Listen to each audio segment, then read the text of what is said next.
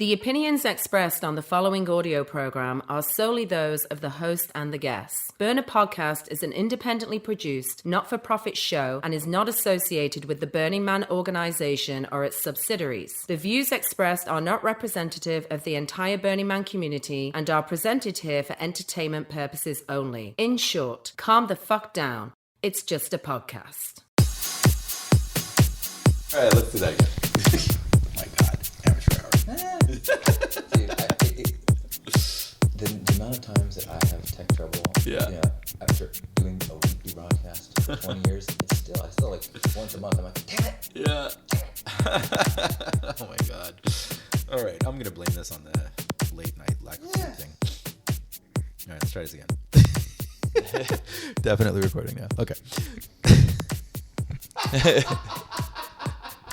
Good, I like that. All right, it's episode number 124, and it is maybe 350 days till the man burns as of this recording. I'm not sure if that's right. I looked it up, and the internet says it's 354 days, but I feel like the man burned more than 2 days ago because there's 356 days in the year, right? 65. 365 days. Yeah. So maybe we should start with some basic, there's 12 months. There's 12 months. Do you understand how this stuff works? Oh my God. All right. Okay. So we'll just go with what Twitter said. 354 days till the man burns as of this recording. Listen, not much of an intro today. And as you can hear, it's not particularly professional either. We're just going to go ahead and hold our noses and leap right into it the same way that I did as I decided to attend the not Burning Man 2021 with only 24 hours of notice. And sitting across from me is the legendary Halcyon. Hello. There you go. That's a better intro, I think. Much better. Yeah. Full disclosure, we just recorded the intro, and then right after we recorded the intro, I realized that I had not hit the record button. So that's just what happened right now. Practice makes perfect. Yeah. It only took me 124 episodes and almost 10 years of podcasting. But, who's counting? Anyway, Halcyon and I ran into each other in the middle of all the madness, and we're like, hey, let's reconnect after this week and do our annual Burning Man recap tradition thing. So that's what you're going to hear today. And we're pretty excited about that. We've been holding in all the stuff that we want to talk about, and we're going to get into all the details. So no need to get too much into this intro. After the chat, you will be hearing an amazing set by Montreal-based DJ Gelato. This set was recorded during the Man Burn on the Archangel Sound Car at Burning Man of 2019. Because there was no official man burn at this one, and we'll get into how beautifully that was addressed, by the way, on today's episode. So yeah, Gelato, that's the set you're going to be hearing after our chat today. It escalates in energy real nicely. It has a nice bubbly feeling and captures that burn night energy just absolutely beautifully. That's after the conversation with Halcyon and I. Today's episode is the Renegade Burn 2021 recap. I go by Mr. Arash, even though nobody calls me Mr. Welcome to Burner Podcast.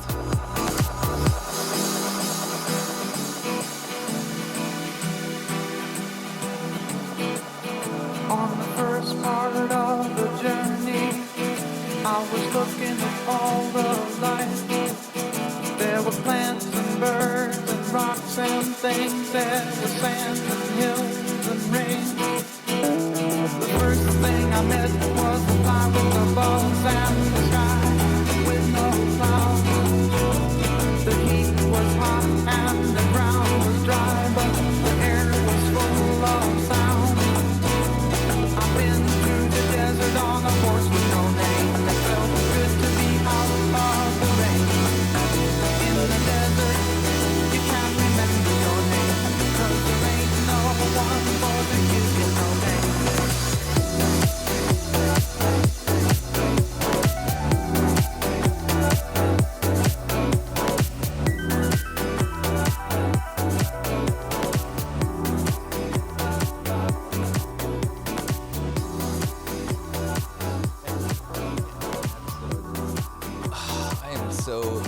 I am so excited to be talking about this year's Burn, Non-Burn, Renegade, Burn, Plan B experience, whatever it was in the desert. I mean, it's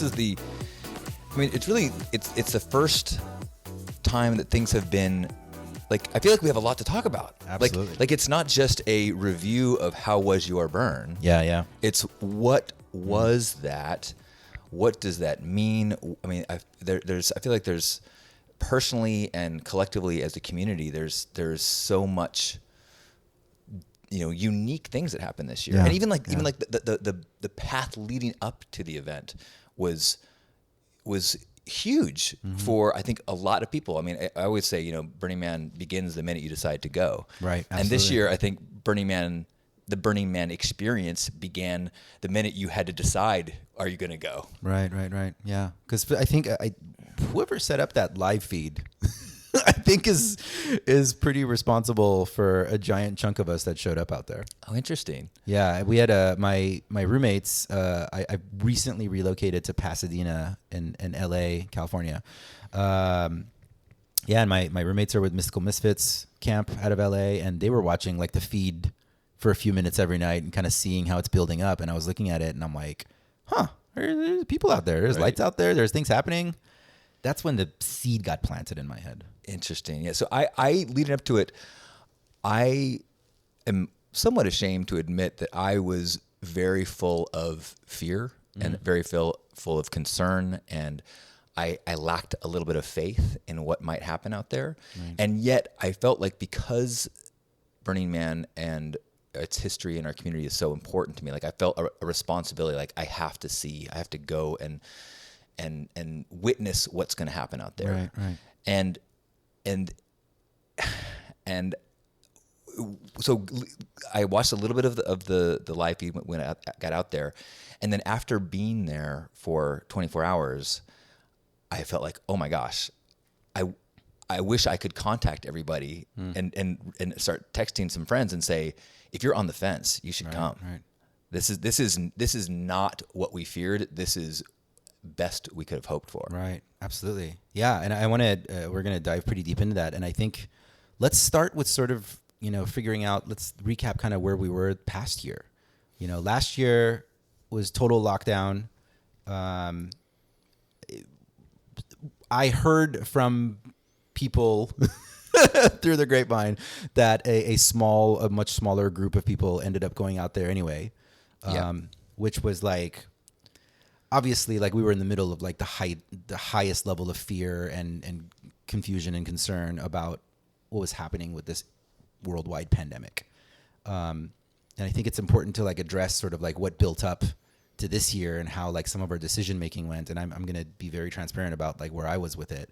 But I heard rumors that there was like 4,000 people out there last year. I've heard all different numbers, but I think that sounds accurate. Yeah, something small. And I definitely like, for me personally, it was like, well, obviously we're not going to go out in the middle of all that madness last year. Yeah. I know of people who went like almost like second and third hand, but everybody was like particularly quiet about it. And I imagine like people from the org were looking at that last year and going like, all right, what's this going to look like? This is all unprecedented. And then when we leap forward a year, can I please, before we go to this please. year? So last year I was very vocal about we should not go. Right. And I made a number of videos, and I made a plea to the Burning Man community to support what the org had said. The org had publicly said, please don't go out there. And there was actually some controversy as to the reasons that they gave. They made it feel kind of very black and white that, the locals don't want you there, the tribes don't want you there. And I just kind of reiterated the same points that I was told. And then a bunch of the people, this growing community of people that were saying we're going no matter what, I had several online conversations with people who were pointing out that it's not as black and white. There are huge numbers of people, locals, that would love for people to come through and support their businesses. Right. And so I got some very playful memes about me saying, Halcyon says don't go. And then I got some really hurtful ones too. So it was, I still feel like the right thing to do last year was to publicly say don't go. Right. And I also have no anger or judgment towards those that did decide to go. I think that if you decided to go last year, you did so in the face of everyone telling you not to, which made sure that you were someone who was radically self-reliant, knew that even if it was a dangerous situation, even if it was a situation where you needed exceptional skills to handle yourself, that you had to know that, okay, I know I shouldn't go, and yet I know myself well enough to know that I can handle it. Right. Which I think is a very kind of burner philosophy. Like, hey, give us some guidelines, and then we will decide if where we fall into our risk, assessment in that category. Absolutely. Yeah, that makes a lot of sense. So then this year, when I kind of said, okay, I'm going, there's a bunch of people who were like, wait, aren't you the dude that told us not to go last year? And I was like, well, I mean, yeah, but I really feel like things have changed. At the time, as you mentioned, that last year, I feel like it was at the height of worry and uncertainty and unknown and danger, and we just really didn't know kind of what we were dealing with in a lot of ways. And this year, a year later, we've got a vaccine that's an option. We've got a much better idea of transmission through airborne things. And there's just all this different kind of, I think, more control over the kind of risks that we can take personally, and more control over how we put others at risk. Right. And from that place, plus BLM kind of said, okay. And the org gave us a green light. Say, hey, if you guys follow the 10 principles and are responsible, you have our blessing to go participate on BLM lands. And to me, that's like, okay, it's a whole different situation, and let's do this. Right. Yeah. Yeah. And just, I mean, of course we'll get like pretty into like what our experiences were out there, but my immediate response, like when I was on Playa, and it's what I was telling everyone when I got back too, is listen, a lot of the new world that we're navigating is a bit of a crapshoot. Like you talk to 10 different people and there's 10 different evaluations of like what quote unquote the right thing is to do in any situation. And we're all putting one foot in front of the other and we're figuring it out. And community is important, civic responsibility, all of these things, of course, like these are, it's important to make decisions thinking about the greater community and not just our individual selves and what our needs are. And I'd like to be very open and get into where I was at with my own mental health journey and what made me sort of decide to go. But the big thing for me was as soon as I got out there, I was like, this is like wide open air space. We're all very socially distanced.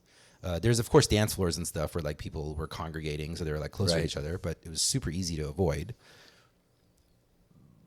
Throughout the week, we were having conversations with various people about how like just going to the grocery store or a restaurant in San Diego feels much more closed, much more dangerous. Yeah. Quote unquote dangerous. I mean, again, I want to repeat over and over. I don't know. I know that there's like there's so many different professionals and doctors and different channels. Like there's different avenues that are saying like this is okay, this is not okay. But yeah, that idea of like being in an enclosed space, touching things that other people are touching. Are you wearing masks? Are you vaccinated? Like there's this like list of things, right? And each one of these things increases or decreases the likelihood of risk. And what I experienced out there in the desert was that compared to what my day-to-day life has been here in the city, the risk was dramatically lower. That was my feeling too.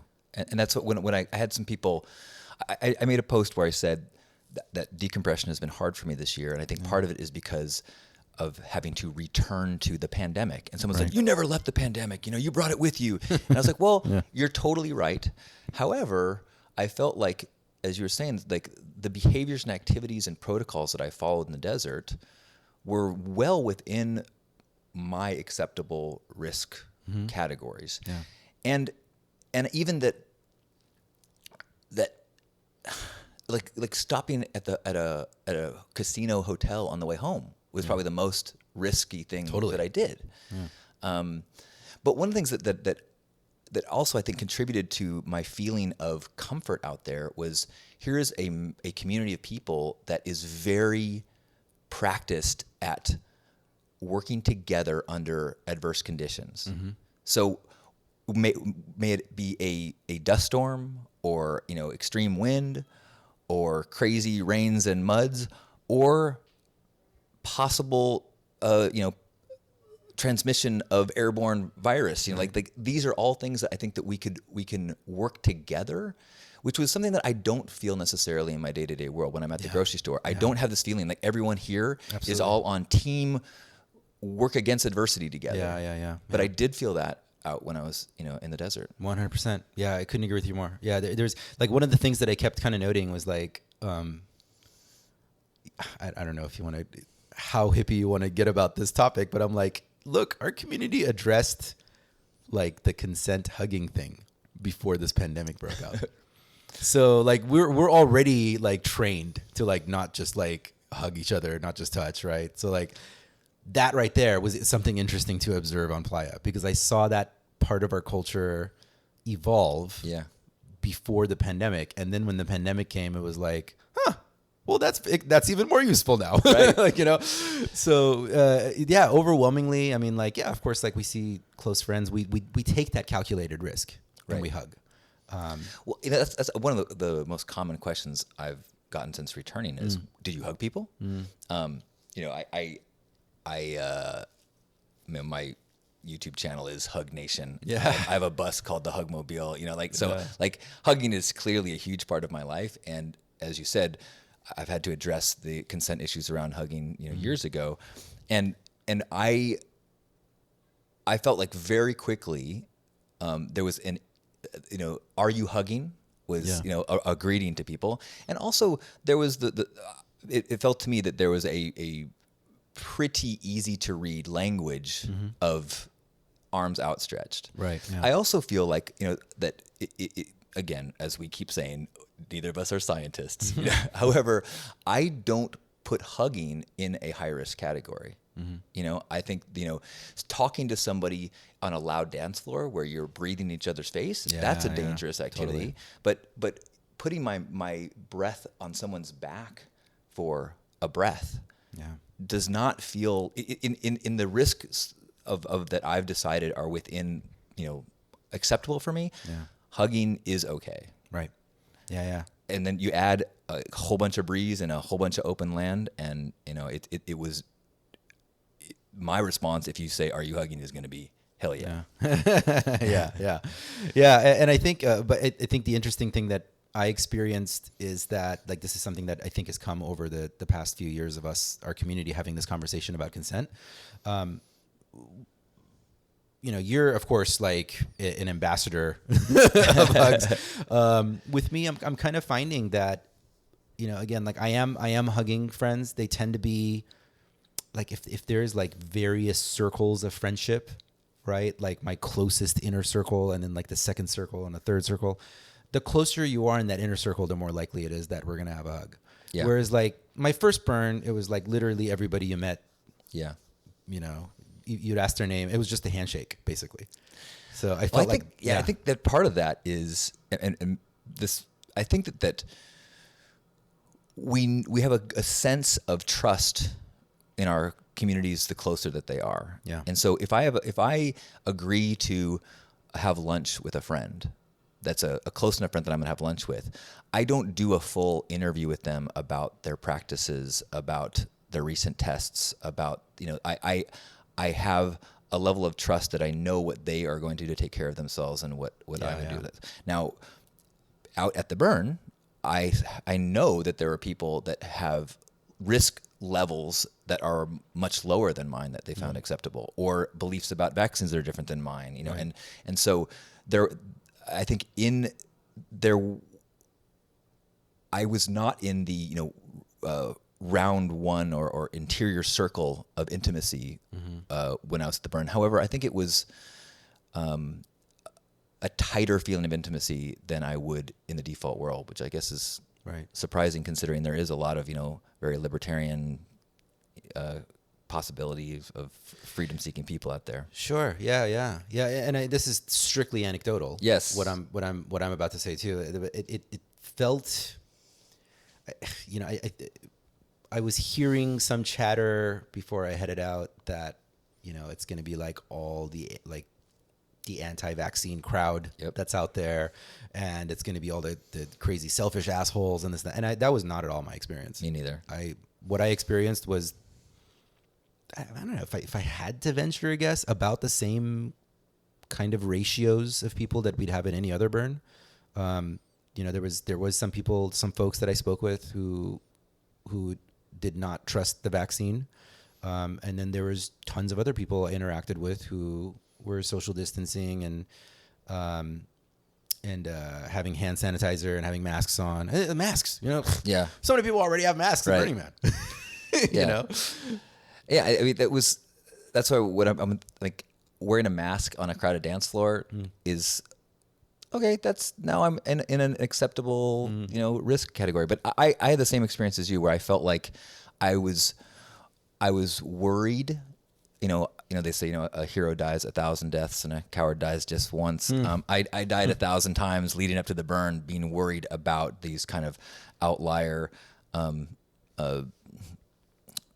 political views that would be outside of mine, that I would feel kind of uncomfortable, or people lawlessness, or crazy dune buggy people, or whatever. All these things that I was kind of warned. People with guns, all these kind of things, because there's no social contract of 10 principles that we're agreeing to. That there's going to be this huge number of people that are outside our community social contract. But I didn't have that experience at all. No. I felt like as much as any burn, I felt like everybody that I encountered was an enthusiastic participant, and very committed to doing whatever they could to be a good burner and follow the 10 principles, and which was that thing that I was afraid of, that not happening.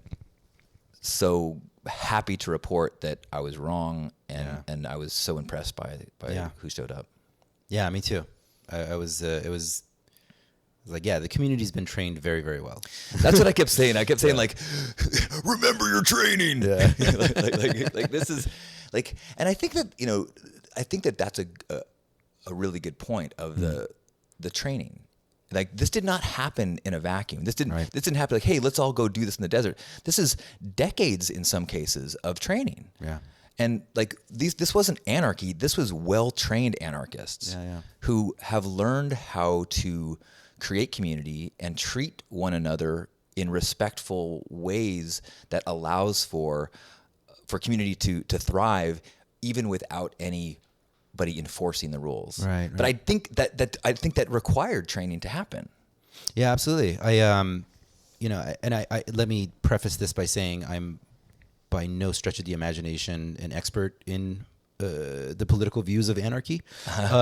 But it was basically an anarchist burn. Like, I think the idea being that I'm going to butcher this. I think the general idea behind anarchy being that, like, the if you can trust people, the self-guiding principles will organize themselves, and people will kind of figure it out. You can kind of trust people to figure it out a little bit more. And it was to some extent that, and we didn't have roads, we didn't have like clearly defined street sections. Right. We didn't have we didn't have a bureaucracy to organize the like a DMV to make sure that the vehicles are permitted. So but somehow, like, the burners kind of took it upon themselves to create this circle instead of a half circle, and then there was kind of suburbs around it. And people kind of like figured out where to put their things down so that there's some semblance of like streets and alleyways, which was very interesting. Well, I think it's interesting that didn't happen with 10, 13,000 people showing up and doing this. Yeah. It happened with a lot of energy and effort in the road leading up to it. Absolutely. And the online, Reddit groups and the Facebook groups. I was pretty active in the Plan B group, which I thought did an incredible job of organizing and putting together, the map structure that people put in place. So these were the training. Talk about that a little bit. I don't know anything about it. Oh my gosh. Yeah, tell me about okay, the so There in the past, there's been the burner map that you can self-place your camp on the map. That same software was adjusted to this year. They just arbitrarily picked a place on the playa, not exactly where the city's been in the past, said this is going to be the city. Okay. And then anybody that wants can say, we're going to put our theme camp in this area according to the rules that have been given us by the BLM, which is, no more than 50 people. And I think like 200 feet apart. I don't know if that math is right, but there was some rules for it to not be an event, for it to be individual campers. These were the rules, so that anybody could then take this piece of online software and say, I'm going to be here. This is the name of my camp. This is when we're showing up. This is when we're leaving. And then over time, there was like close to 400 camps placed on this map. Then you could download that and put that map into certain GPS software. Wow. And so theoretically, you could roll up to the city, be using this, you're using your phone, drive to exactly where 9 o'clock should be, and say, this is where my camp is supposed to be. And people could theoretically find you based on that map. Now, my experience was that... I like your use of the word theoretically multiple times. It's very accurate. Well, I was never able to find... I couldn't get the full map placement to work. I could see the city on my phone, and I could map myself, which actually, like where I camped, which actually made a huge difference to my experience, because I always knew that no matter what, I could get back to where my bed was. Yeah. And there were a few nights where... Well, at least one night where I'm like, without my phone, I would never have found this bed. But because of the way all of that planning happened in advance, there was a rough, I think, clock structure. And people did have a sense that, I'm near 9 o'clock. And like it wasn't a 9 o'clock road, but there was a path down 9 o'clock, right?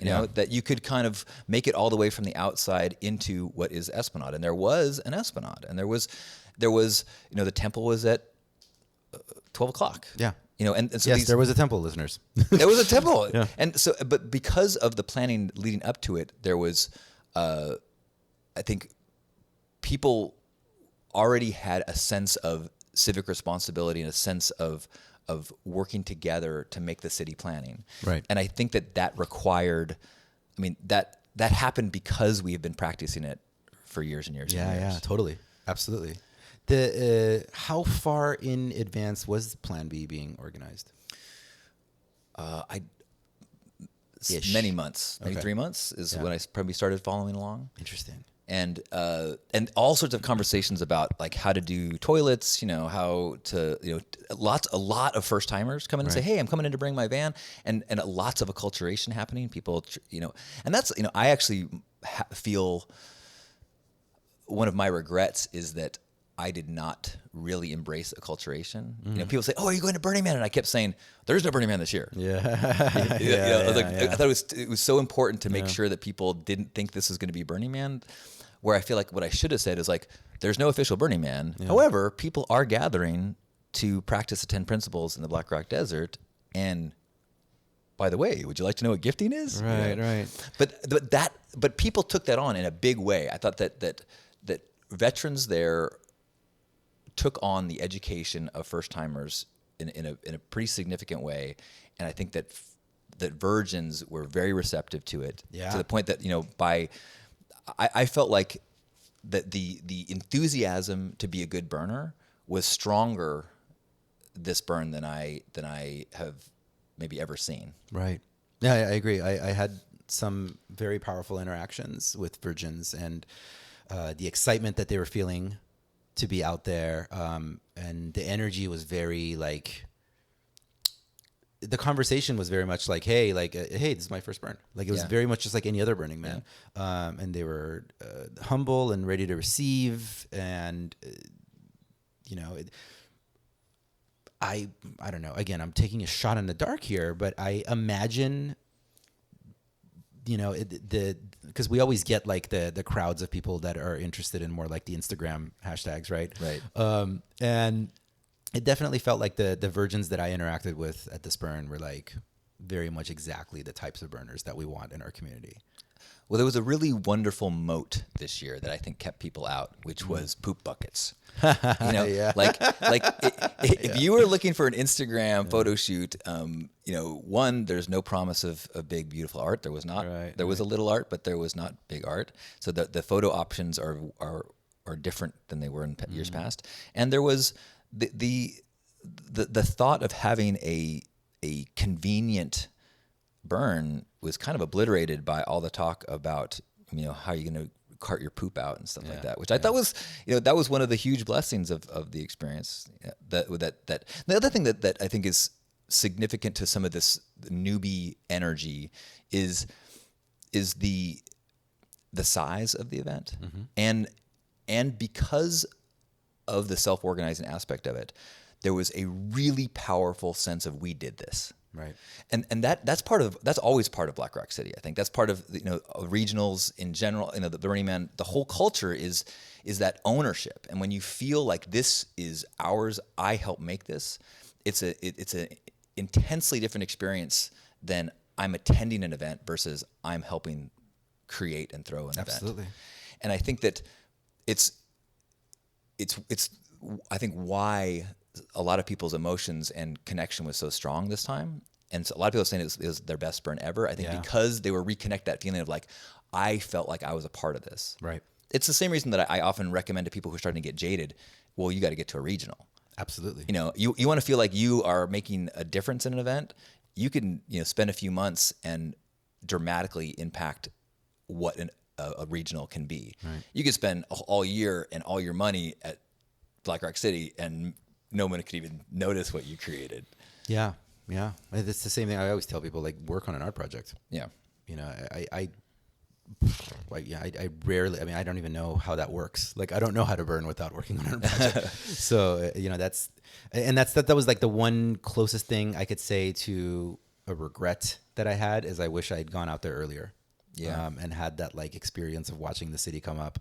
I wanted to ask you this question, if you know the answer, perhaps. My understanding was that one of the rules that BLM had said is that if you have a structure, you're supposed to be living in it. Shade structures only. Okay. Yeah. So how did they really discouraged art? Yeah, yeah. How did the temple get built? It was a shade structure. Okay. But I also my understanding is that the temple people did work pretty closely with BLM, like the way that they did the burning, where there was rules about how we could have burn barrels. Right. They had to be, you know, above ground, and so let me just jump in the temple real quick. So it was beautiful fabric shade cloths, Right. over some raw wooden structures that you could write on and paper that you could write on. So it had all the elements of a traditional Burning Man temple. Much smaller, of course. Much smaller. Yeah. But to me, as powerful. Absolutely. Yeah. And to me, more necessary than it's been in many years. Yeah. You know, like the last year has been filled with a lot of loss for myself and people close to me. And I had multiple visits to the temple, which they called, I think, the Temple of Restraints, I think that was called. Constraints, the Temple of Constraints, because they had to create it within all of these crazy constraints. But I had very therapeutic experiences. Yeah. I cried deeply during the burn night when they disassembled the pieces of that they'd created and put them into the burn barrels, and really allowed things to feel that I have been holding on through memorial services and all sorts of stuff for the last 6 months. Yeah. Yeah, and I think it's probably a good segue into kind of discussing like our own decision making in this process. Yeah, and you shared that you were kind of like watching Plan B, and you know that you'd been sort of very vocal the year before. Yeah. I was sort of extra quiet the year before. To me, it was sort of like I don't know. I appreciate going with the flow of energy in the direction that the stream or the river is going in. This year I had stated, and I want to preface this by saying that like I don't believe in speaking in absolutes, but I will kind of like lean in a direction and see like this is where it feels like it's going in, and this is what feels right, and I leave some wiggle room open for it. And that comes from being the son of a man who spoke in absolutes, and I don't want to do that. But yeah, prior to this, what I had sort of subscribed to was the statement that the Thunderdome folks had put out. I thought it was really articulate. I thought it was beautifully said, and everything they said lined up with where I was at the time that the statement was made. And then, does it feel like things are changing faster than they ever have? Like within a month, I feel like a year of things has happened. Life seems to shift faster. The information that we're receiving seems to shift faster. So I'm in a much, much better space right now, personally, like emotionally. But there was a lot of things that led up to me finally making the decision to go. And really it was a 24-hour decision. My dear friend Brock, like he just messaged me and said, do you want to go? I'm packing things and I'm driving up alone. I'm like, oh man. And I just moved to my new place in LA. Like I was still unpacking, like all my things are in stone boxes. And I'm like, this sounds like a horrible idea. Anxiety absolutely overloaded me. If I had heard about it any sooner, I would have probably did what you did, which is like spend all this time online researching and reading stuff. And I kind of just, like I said in the intro, just held my nose and said, okay, let's do it. And, within 24 hours, we're heading out, which, by the way, ended up being the least anxiety-fueled planning I've ever experienced, because I just, like, grabbed my bins. I'm like, well, whatever I don't have, right. I'll figure it out. Because there's a term for this. Like, the longer out you put a deadline, you place a deadline, the more complicated you make the task. Makes sense. Yeah. So, lesson learned from that. But, yeah, one of the things, there's been a lot that's leading up to it. This past year has been filled with a great deal of grief and pain. And in my own personal journey, I've spent more time thinking about suicide this past year than I have since I was like in my early 20s. And I'm 39 now, but like this year has been like particularly difficult. There's been a lot of grief and a lot of pain. And I definitely started to shift some of my thoughts about how stringently I personally take stances on things, because I'm like, all right, I'm literally thinking about killing myself. And what if I loosen the noose a little bit, no pun intended, on some of my ethical stances on certain things. And due to the shifts that I was having, people that were coming in and out of my life that were showing me things that I was perhaps being too rigid on, I did have this exploration in my head of like, God, I had said I wasn't going to go. Am I an asshole now for saying that I will? And I did. And honestly, like part of that went back to like, bro, you've literally thought about killing yourself a bunch this year. Yeah. So, and it's interesting, every one of us makes these little, it definitely made me let go a little bit of frustrations and judgments that I've had, not just on myself, but of other people. And like, you never kind of really know what everybody's going through. Yeah.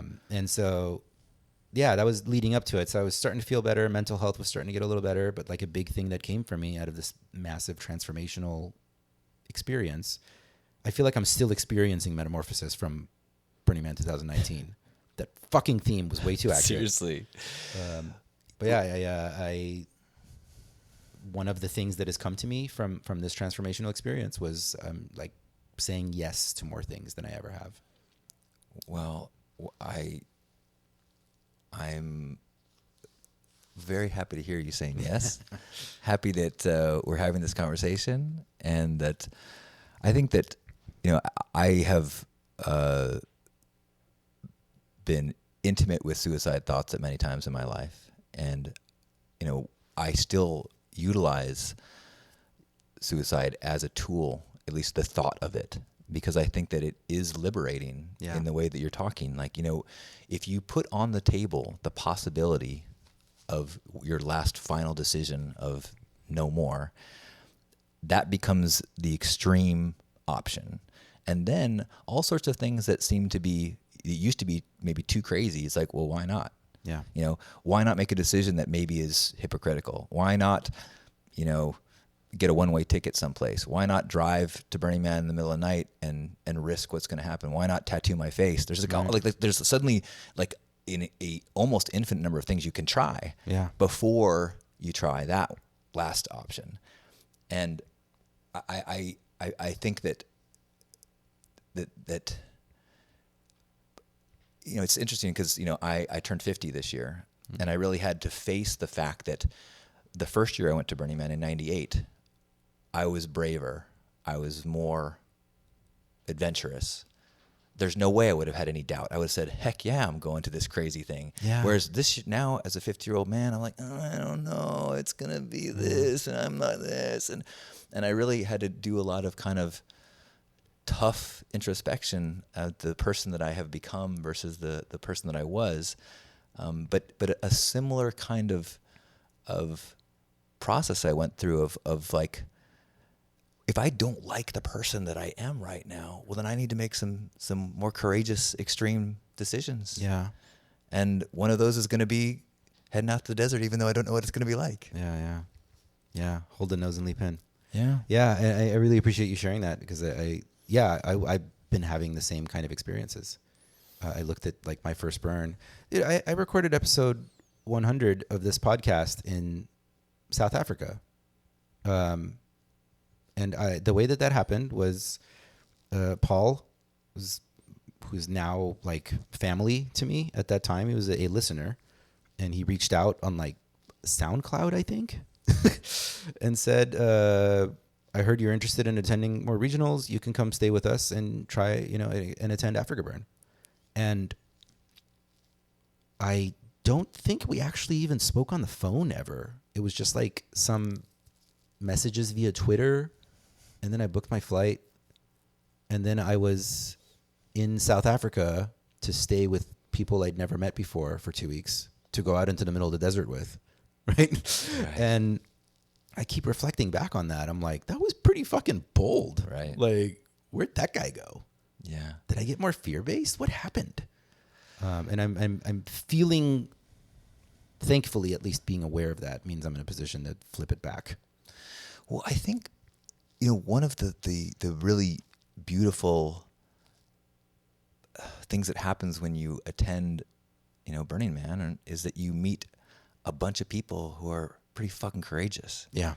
And living these bold lives and making bold decisions and really not bound by so many of the restrictions of default world pressures.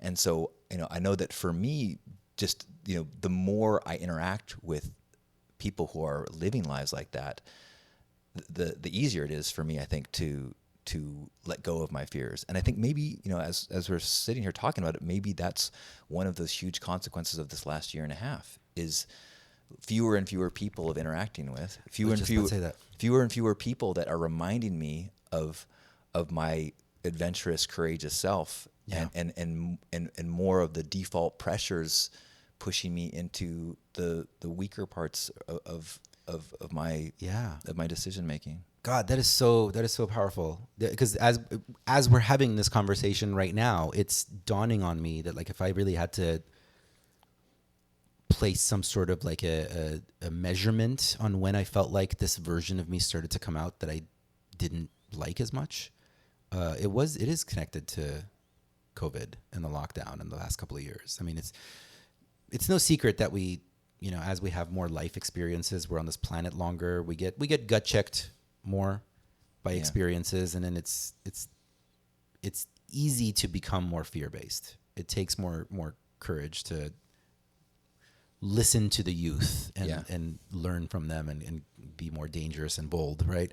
But Yeah, it's been I was just sharing this with a friend yesterday that like even as an artist, I'm finding myself more gun shy about putting things out there because it's it's already hard enough to put one's self out there and to create something and put it out there for it to be ripped apart and attacked. Yeah. Like it's never been easy.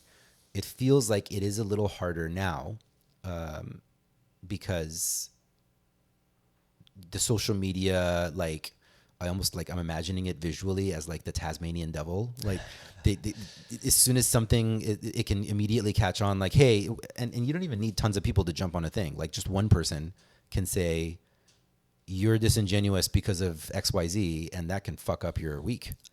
I'm with you so much. I feel like that the landscape for personal expression and vulnerability online is more risky than it's ever been. And it's also the reason why community and Burning Man gatherings are so therapeutic. Yeah. To remind you, there are people out there that actually think you're pretty awesome. Right. And so maybe part of it is like, you know, this life of isolation and social distancing that we've been doing this past couple of years. Not being amongst our community has made it more difficult to express ourselves. You know, like I watch you, like you meticulously like will respond to messages of everyone who comments, and like you engage everyone. And I look at that, I'm like, I don't have the energy for that. I don't know how you do it. I admire that. Like that's we are on this medium. Like that's part of the job. But I think like just you're reminding me right now, like, yeah, like it makes sense that in the past couple of years, I've felt more afraid than ever because I've had more of my reference points have been the negative ones rather than the positive ones.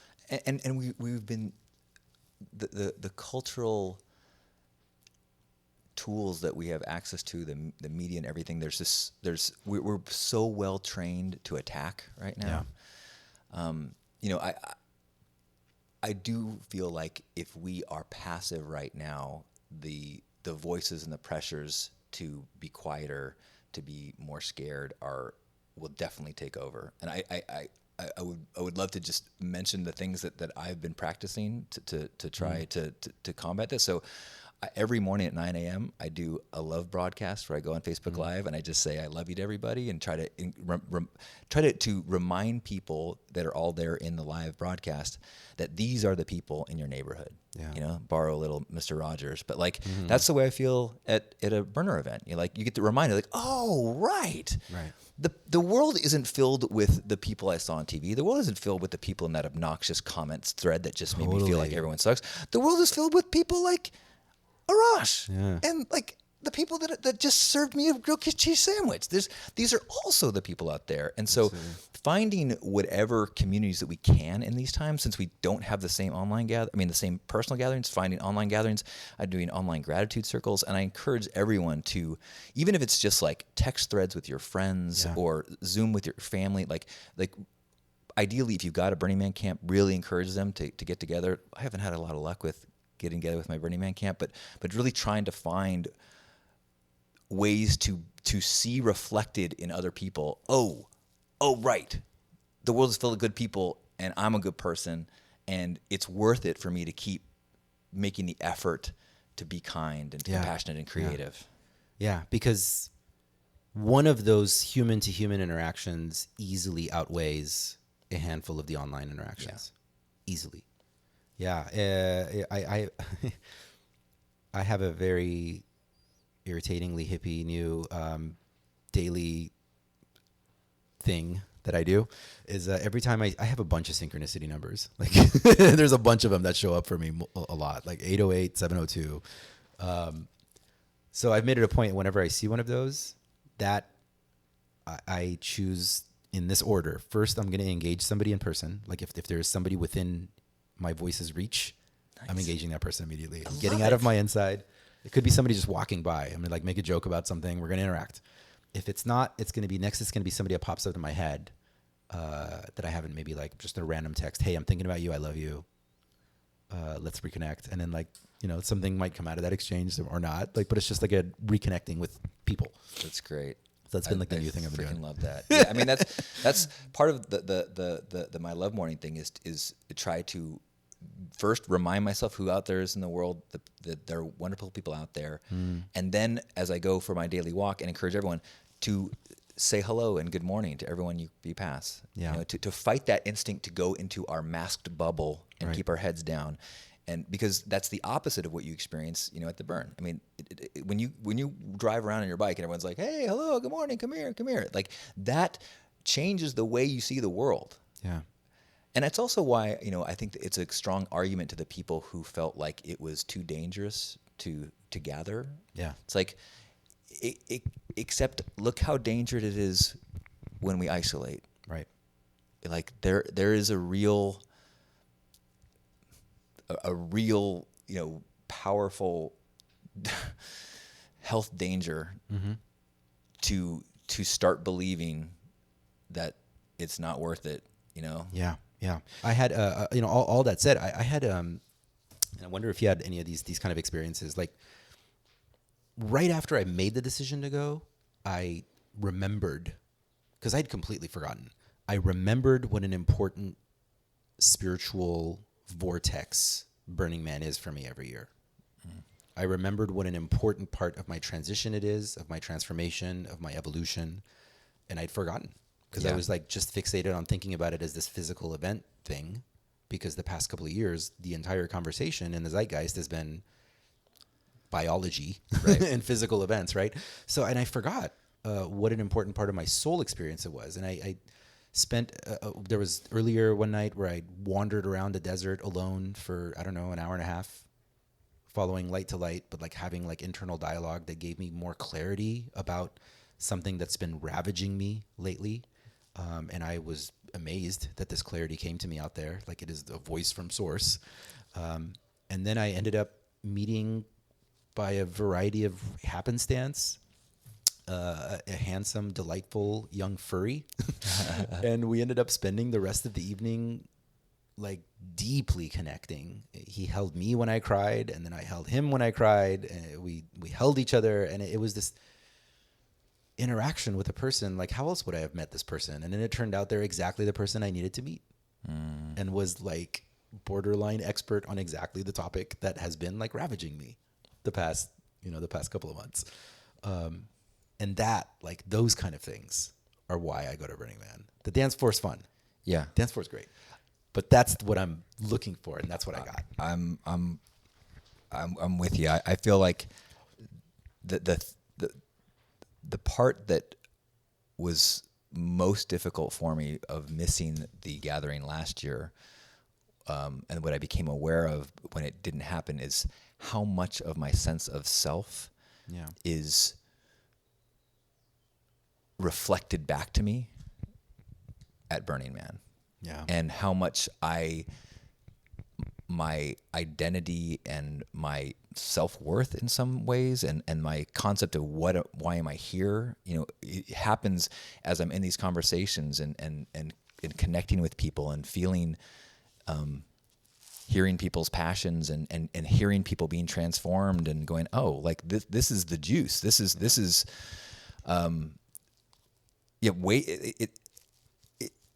for me, it's not the dance floor. It's not even the big art. Those are all the things that are the context that brings the people, that then provides these reminders of the incredible beauty and possibilities of humanity.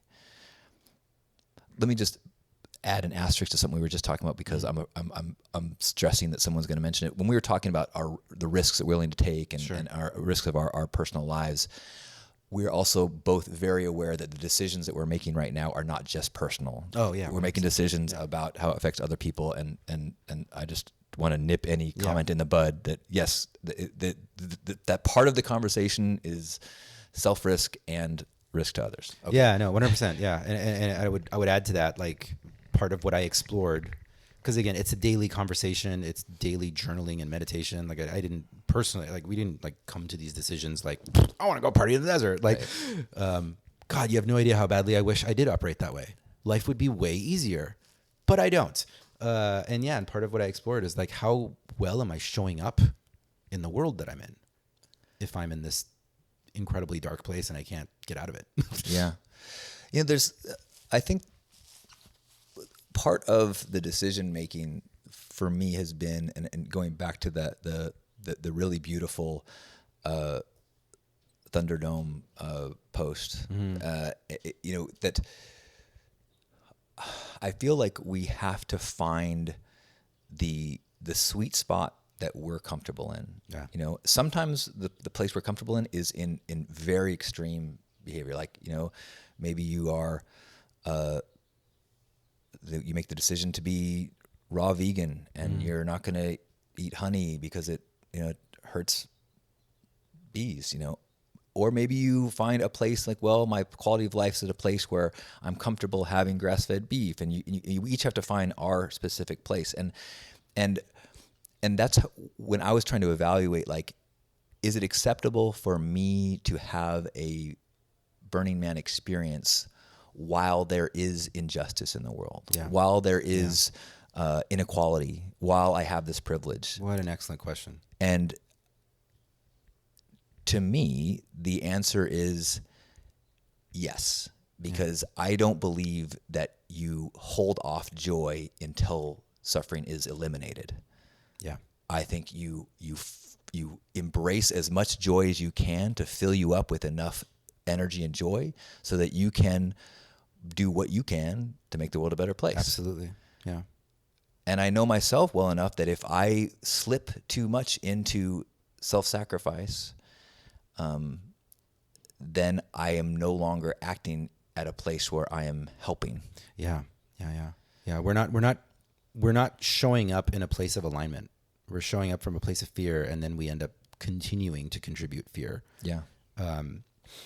Yeah, no, and the reason that this topic is particularly interesting, I think, is that it applies to everything else that I'm experiencing in life right now. Worldwide pandemic aside, the question of like, who am I doing this for? Is this adding joy? Am I allowed to experience this when other people are suffering? That constant high wire act is like such a part of life and career, and art, and it's everything. It's everything. And as always, I find that like the experiences that we have at Burning Man are like this microcosm of using it as a mirror to experience how we're experiencing the rest of reality and the rest of the world. Yeah. One of the other things that I don't know if I've said it on the show, but I kind of feel like burns are like basically like law of attraction amplifiers. Yeah. So it's, you go out there and you see these things and experience these things. I had a random funny thing that happened. I was camped with some folks from Bat Country, and they had the Bat Country flag up. And at one night, we're throwing trash away. Hear this hissing sound, and we shine a light on it, and there's a little baby bat sitting on the Bat Country flag. What? A burn night, Saturday night. Yeah. That's incredible. You know how amazing it is just to see a living thing out there? Much less a fucking bat. On the Bat Country and landed flag? on the Bat Country. Yeah. That's nuts. That's, I'm a co-founder of Backcountry. I know. And this is a fun factoid that we love sharing at random parties. That's amazing. The people are like, what? Pink cheese? What? Halcyon? Bat Country? Yeah. That's right. Well, and if people don't know, like the Backcountry symbol was created by Ralph Steadman, the original illustrator for Hunter S. Thompson. Oh. And it's just so much like, but as far as like, I don't live by law of attraction, but I cannot deny the power of thousands of people all surrendering to the flow, which is what happens at the burn. Mm-hmm. And when people are not guided by their GPS of their phone, but are instead guided by something more powerful and deep, I mean, everyone has an experience of magic. Yeah. And it's funny that I wish that I could hold on to that absolute reality longer. Like I know it's true at Burning Man, and for some reason it's it's not as strong for me in the default world. Yeah. No, well, that's what I mean by it's an amplifier. Yeah. People who are not as woo-woo the rest of the year are playing like, let's play the manifestation game. And I want ice cream sandwiches. Let's see if it randomly shows up. Like that kind of stuff seems to happen more out there. Did you have any experiences this year? I mean, the minute I parked, a campmate that had no computer access, no maps, no GPS, and no plan drove directly to me and camped next to us. Nice. Yeah. Most, I'm trying. I can't think of any of them right now. Yeah. That's okay. Well, when you think about it, you can chime in. Will do. I know the host. I can tell him to stop talking. I had some of my notes here. Like you have some notes of some stuff that we observed out there that we can talk about. Yes. One fun thing was we watched somebody on like a go-kart or a small car, and they had a mattress on a rope behind it, and there were people surfing atop the mattress as the car was driving. It's like down into open playa. And we were just cracking up going like, here's some kind of shit that you're not going to see at official Burning Man, but we can see at the Renegade. There was a number of things that I think were unique to this year that I really enjoyed. One, like driving from the road to the city. Oh my God. So easy. You just get off a 12-mile exit. No and then gate. drive as fast as you want. Yeah. I mean, literally, like when we were in my Hugmobile, this pink motorhome, and as we're cruising, it was probably like 35 miles an hour. Yeah. But driving that fast, it was almost psychedelic. It felt like this can't be happening. This is surreal. I can't believe this is happening. That was so awesome. The other thing that was really cool, because there was no DMV and no mutant vehicle inspection, for the first time ever, my beautiful painted motorhome has never qualified as an art car. Yeah. But since 2007, it's been coming to the Burn, and this is the first year that we got to drive it around like an art car and drive it out, to the Temple Burn and drive it out and And that's when I ran into you, by the way. And again, to reiterate, like we ran into each other, and I was like, John, it's so good to see you. I gotta fucking go. And it was because it had taken us like 3.5 hours to leave camp. So that part of the Burning Man experience, I can assure you, is consistent. Stay the same. The same. One of the things like leading up to, like the first thing that I heard about that I was started to worry about was pooping in a bucket. Mm-hmm. And I found that to be the easiest thing ever to deal with. You ever pooped in a bucket? No. All right. This is your first time pooping in a bucket? First time pooping in a bucket. But, I got a little like toilet lid to go on top of a bucket. I got these special bags that zip tie up. I will be bringing a bucket to all burns from now on. I thought pooping in a bucket was far superior to going to a porta potty. Did you not have a toilet in your RV? I removed the toilet years ago. Ah, okay. Yeah. Okay. And then where did you keep the bucket? We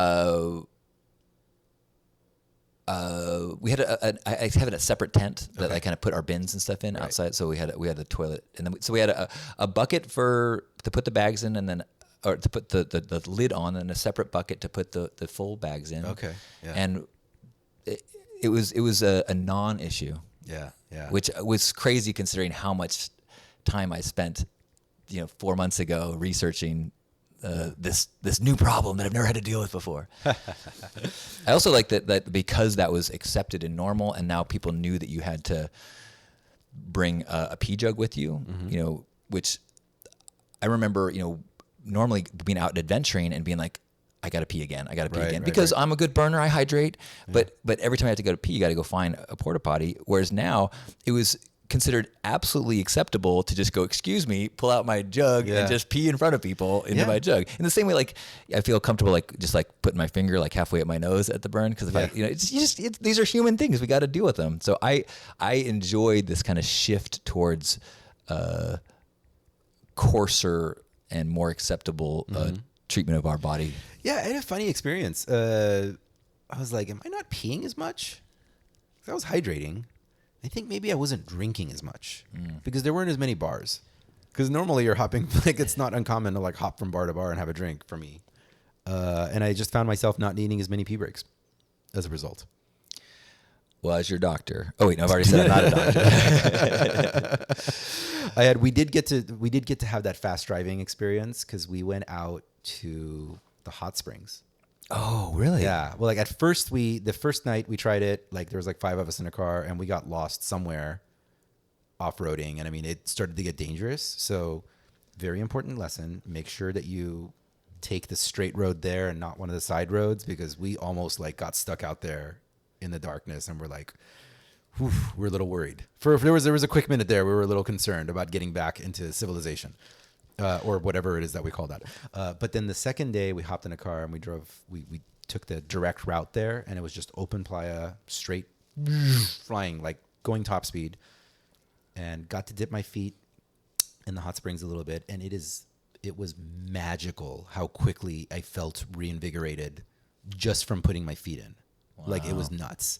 And then we drove through some treacherous territory and got to see the secret playa. Another space that was super amazing and magical to see. I've never seen that. Yeah, it was fun. We got to see some cool stuff on that last couple of days.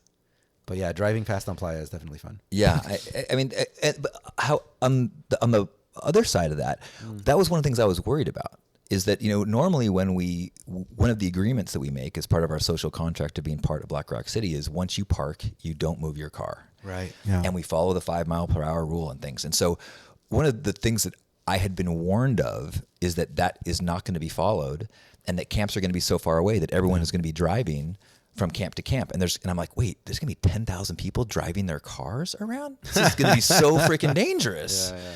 And that was a big conversation online about like, this is, make sure you light up your camp, because people are going to be going 80 miles an hour through the desert, and they're going to smash into your camp.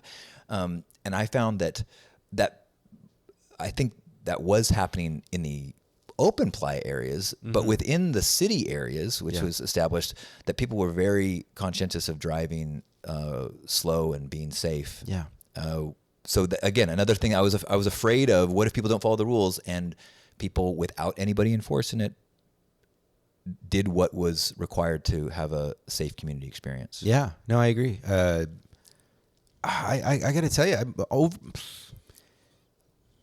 for the most part, I didn't really see anything that stood out to me as like, oh no, it's all falling apart because it's not being regulated by a government, for lack of a better description.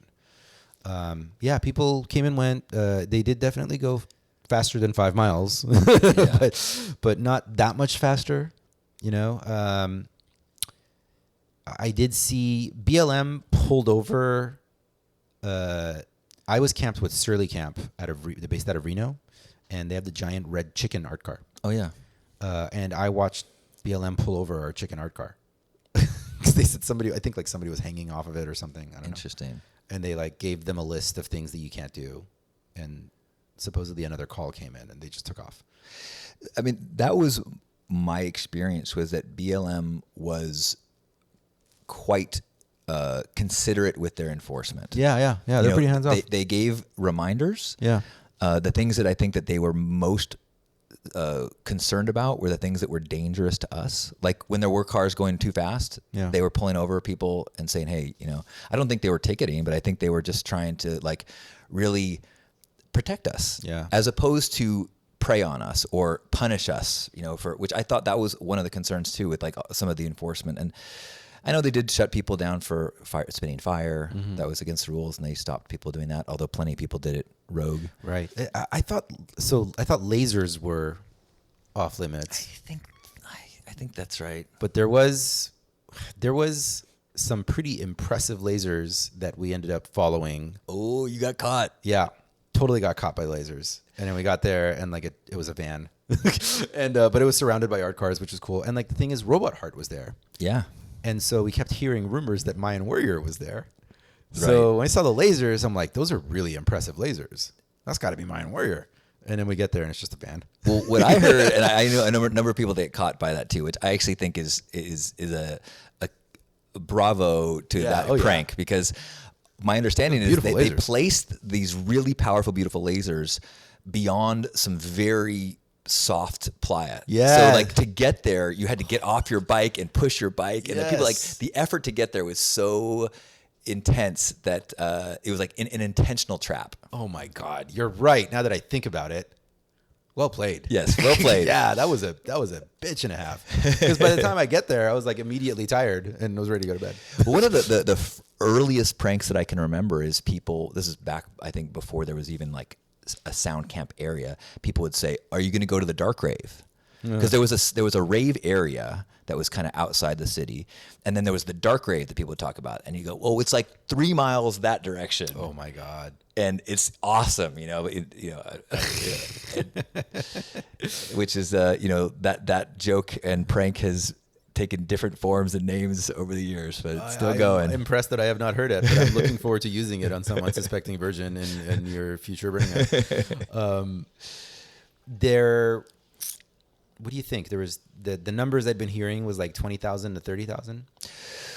The thing I read today, it was someone that sounded like they had some authority, was that was lower. Sounded like that. Well, authority. I mean, they had done some responsible for some measuring for crowds in the past, and they were saying that 13,000 was 13. 13 was their guess. Okay.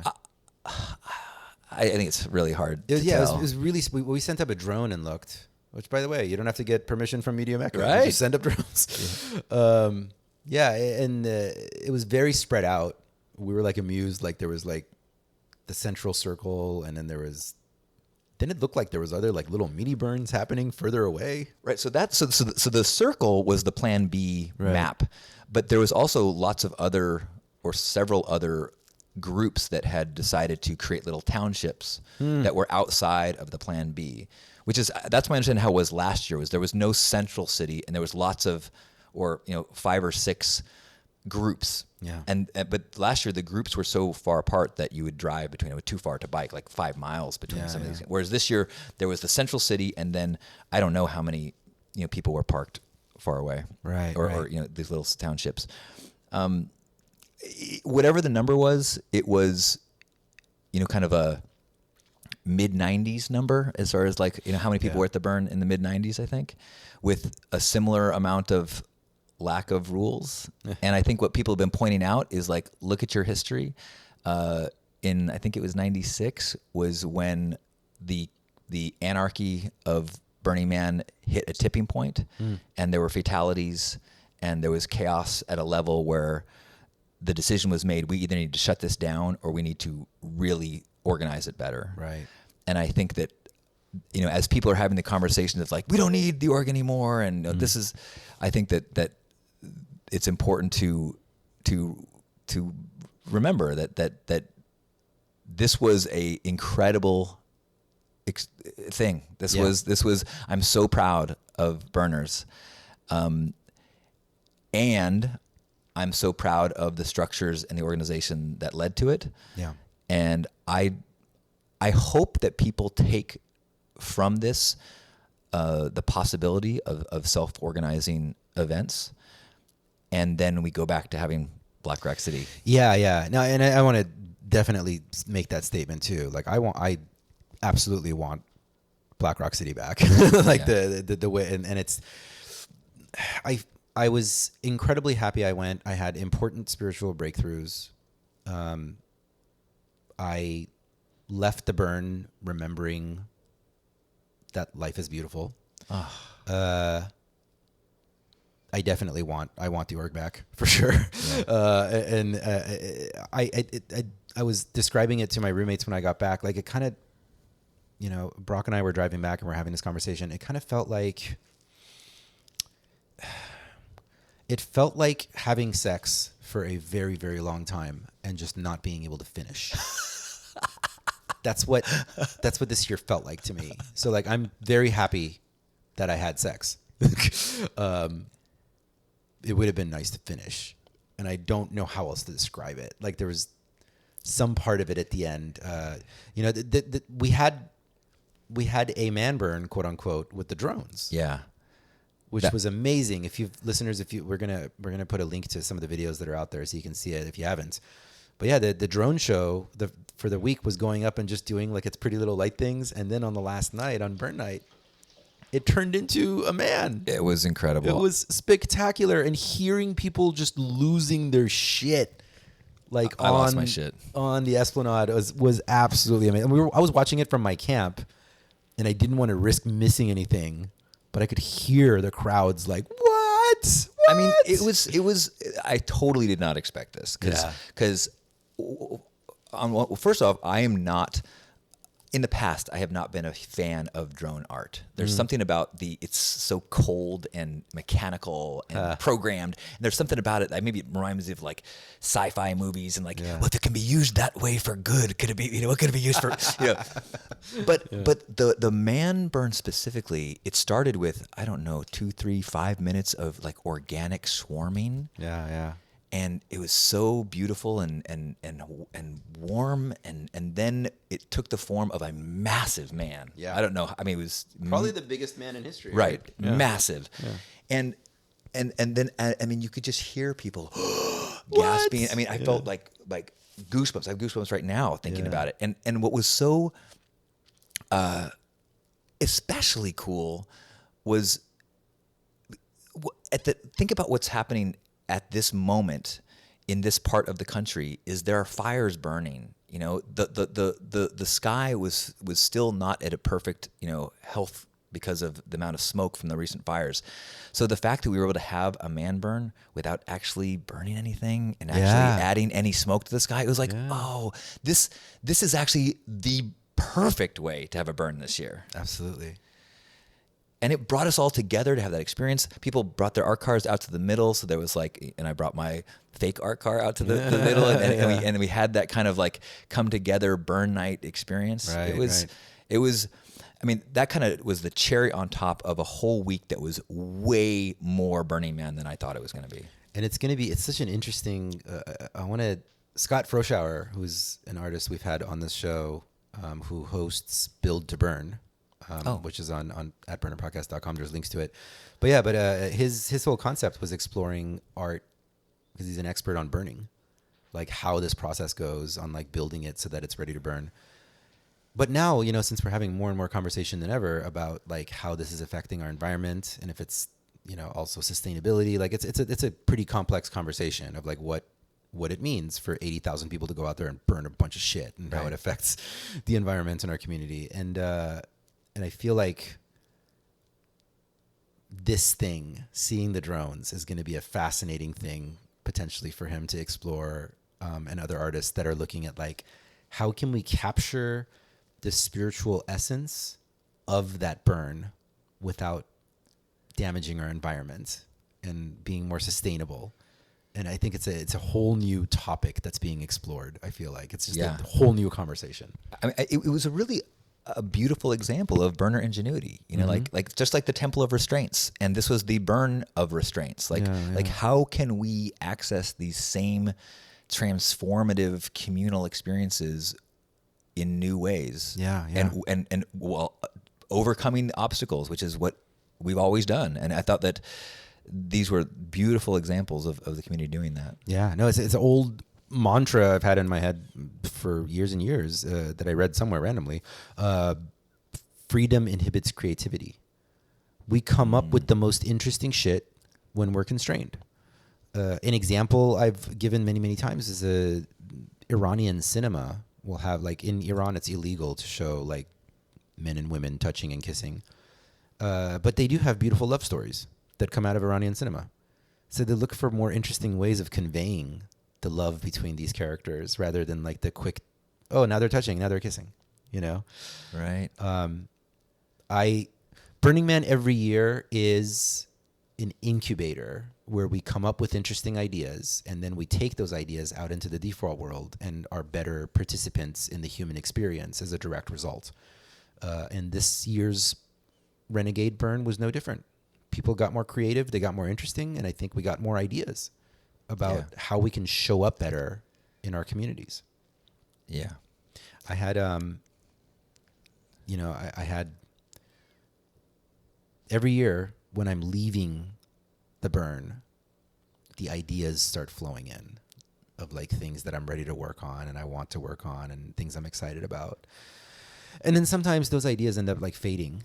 But it was, I was really excited after the very difficult period that I'd experienced in recent months to find myself having those ideas. I'm like, oh my God, I'm back to feeling alive again. Oh, that's so awesome.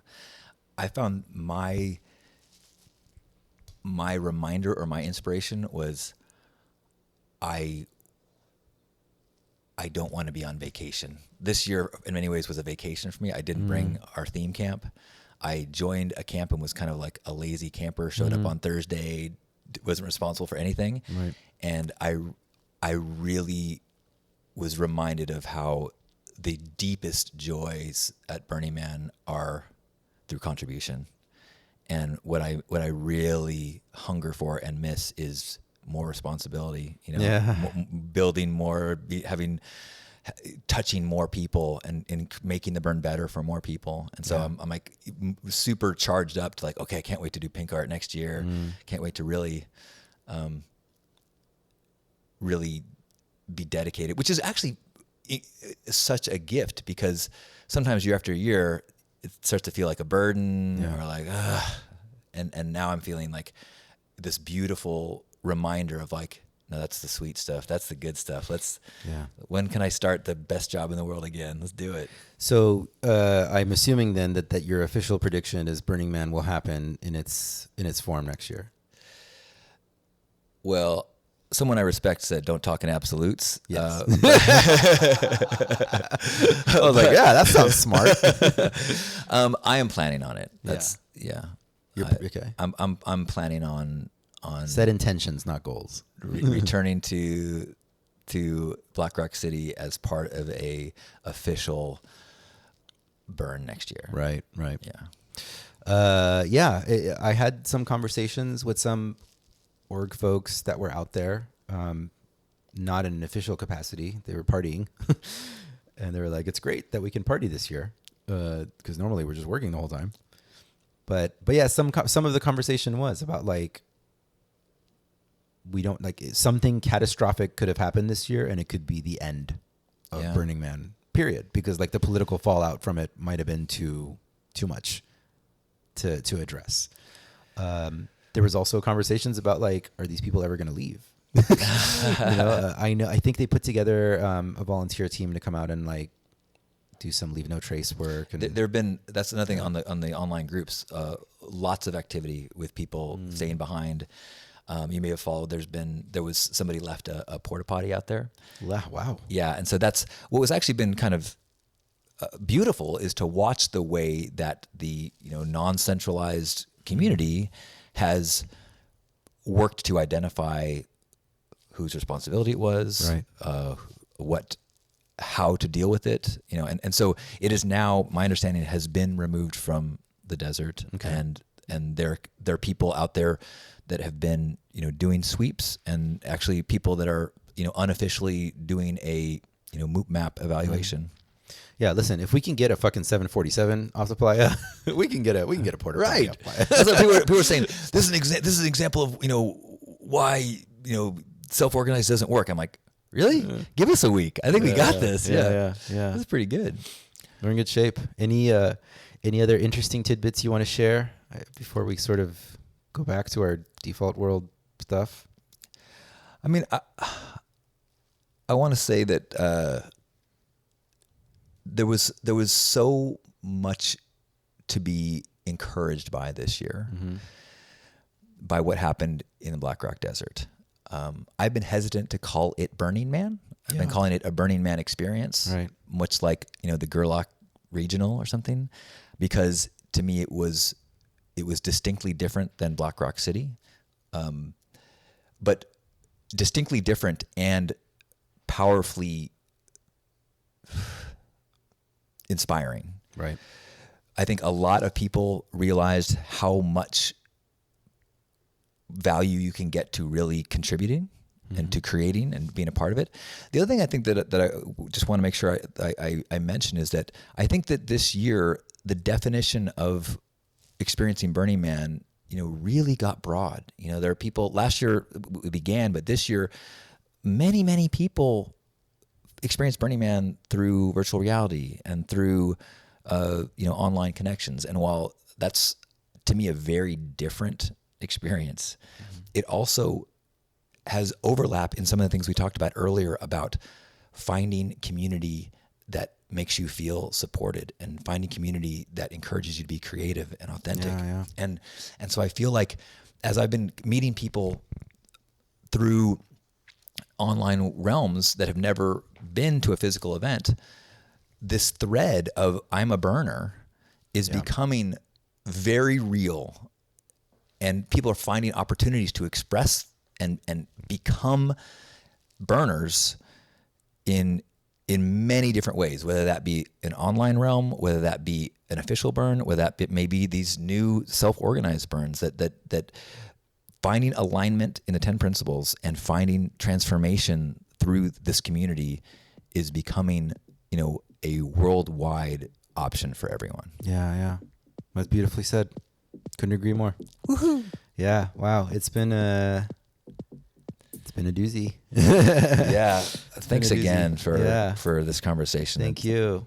I'm glad we did it. We'll do it again next year. And ideally it will be after an official Black Rock City event, which is between 350 and 380 days from now. 350-ish days from now, 340-ish days. I don't know. I'm sure we'll get into something. You are now listening to the sounds of Montreal, Canada-based Chulato of 17 Virgins Camp. This set was recorded during the Man Burn in 2019. You can find him over at soundcloud.com/DJ-Chulato. That is spelled DJ-CHULATTO. Please leave us a review on iTunes or your podcast platform of choice, and message us if you want to support the show by contributing in any fashion. You're always invited to pitch interviews in your neck of the woods, kind of like those folks in South Africa. I got on a plane and flew to South Africa, so I'll do it. All these links are over at burnerpodcast.com, where you'll also find links to Alkaline, Build to Burn, Into the Fire, and Music.bm. This episode was produced by yours truly and Louis Gallipo, our producer based in Bermuda. Our opening theme music, America's Horse with No Name Remix, is produced by Joman. He is over at soundcloud.com/DJ Joman. Until next time, love, light, and all that other crap. Take us back to Burn Night, Chulato.